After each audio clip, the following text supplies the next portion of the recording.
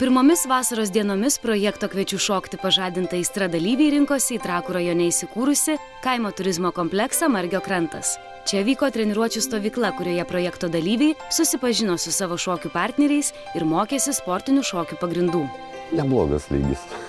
Žmonės koordinuoja, atrenka kur dešinė, kur kairė koja. Labai stengiasi.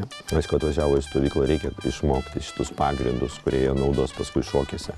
Man patiko, labai atsakingai žiūrėjau. Aišku, galbūt ne visi dar suvokė, kur jie ateina, į kokį projektą, kad čia reikės tikrai daug labai įdėti jėgų, pastangų ir daug laiko.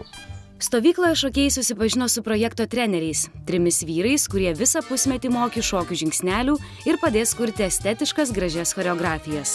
Rytines mankštas vedė pasaulio hip-hopo čempionatų dalyvis Mantas Svirskys, Lotynų Amerikos šokių žingsnelių mokė Kęstutis Andrijevskis, o standartinių šokių pagrindų Ronaldas Kirvelis.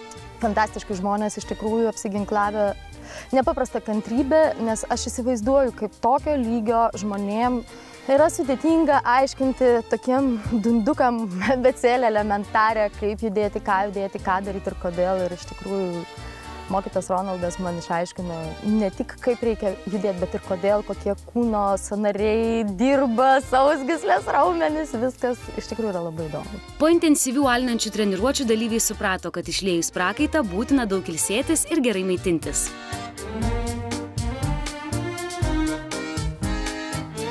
Įkvėpę pušų ramybės, projekto dalyviai mėgavosi gamta ir grynų orų. Mes atvažiavom dirbti, bet ta nuotaika, kai žvelgi pro langą, atsisuki, pamatai ežeruką, čiulba, čia paukščiukai.